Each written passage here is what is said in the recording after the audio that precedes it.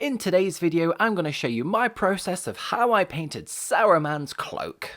However, you could also use the same colours to paint Gandalf the White. Before I began to paint Saruman, I patched up a couple of areas with some acrylic green putty, as you can see on the cloak here and the top of the staff. As good as the plastic kit is, the gaps would still have been visible after painting, so this just helped it smooth out a smidge. It's super easy to use, just squirt a bit out and brush it into place. For this cloak I'll use the airbrush, and my go-to Vallejo primer, Ghost Grey. I prefer using this colour over a pure white, and I feel like I can see the detail of the sculpt much better.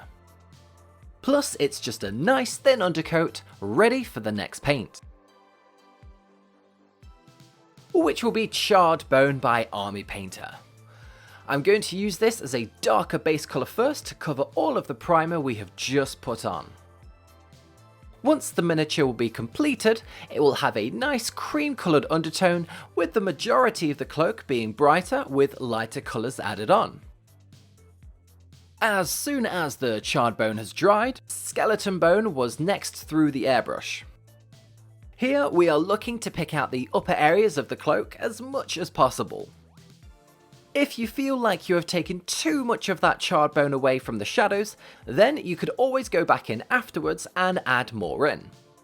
Oh, and if anyone is wondering, I am using a 𝐒𝐼𝐻 airbrush with a bog standard kit compressor I got off Amazon, and the PSI is 30. Whilst working on the foot version, I also did Sassy Saruman on horseback too. One final layer I wanted to put on was Stone Golem. Now, this is not a traditional air paint, but I love the colour. So this was thinned down with some airbrush thinner to help it go through without clogging or spuffing out like a vomiting troll. It was about a 50-50 mix. And again, I tried to only hit the upper areas of the cloth to make them lighter.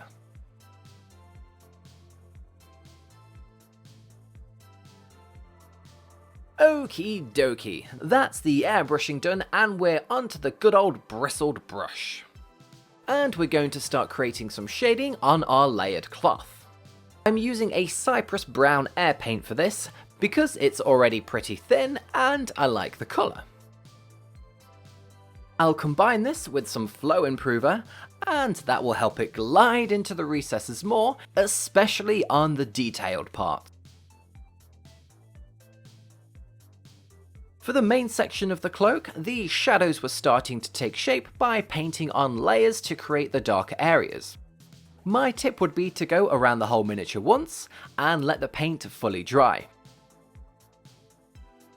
And then if you wanted to further enhance some shadows, then a second layer would be useful to darken down the areas more. It's always better to do 2 thinner layers and build up the colour, then smash on a thick layer and then decide, oh crud sticks, that's way too dark. Afterwards, I switched over to a detail brush and then picked out the recessed details in the cloak, and also any folds that are most prominent. This helped push the shaded areas to be a little bit darker, and it will provide more of a contrast to the cloak once finished. Coming back to our Stone Golem paint and a regiment brush, the upper layers of the cloth are now going to be enhanced with this lighter colour. Before, the airbrush gave us a thin transition from our original cream colour to the lighter Stone Golem. But now we are going to thin this paint down slightly with some flow improver, and this will lighten the cloth up even more. It's all about building up thin layers for this cloth, which is why doing the first few with an airbrush saves a lot of time. For Saruman's cloak, I wanted to make it that little bit lighter, so the same process was done once more, but this time using mummy robes. This is one of the lightest off-white colours from the old range that I'm using at the time of this recording, so something like a brain matter beige from the new range will be close enough. This thinned down paint was applied onto the upper areas of the cloth and the folds. Because we have been using thinned down paint all of this time, it makes the transition seem much smoother between the lighter and the dark colours.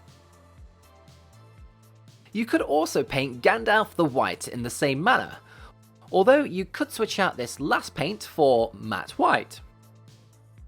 It will give him a more pure, good guy look, rather than the off-white, slightly tainted, naughty Saruman. Finally, Mummy Robes was thinned down with a tiny bit of water, and it was used as a highlight for the cloth. Here, a detail brush was used once more. You are just picking out the folds in the cloth,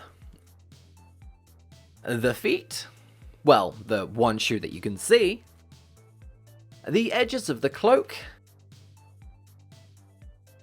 and also to enhance some of those cloth ripples on his upper arms. I used the same paint to pick out the sculpted details. And mighty Grishnak, it did take a little while to highlight all of those little details at the front of the miniature. I mean, I had to do it twice after all.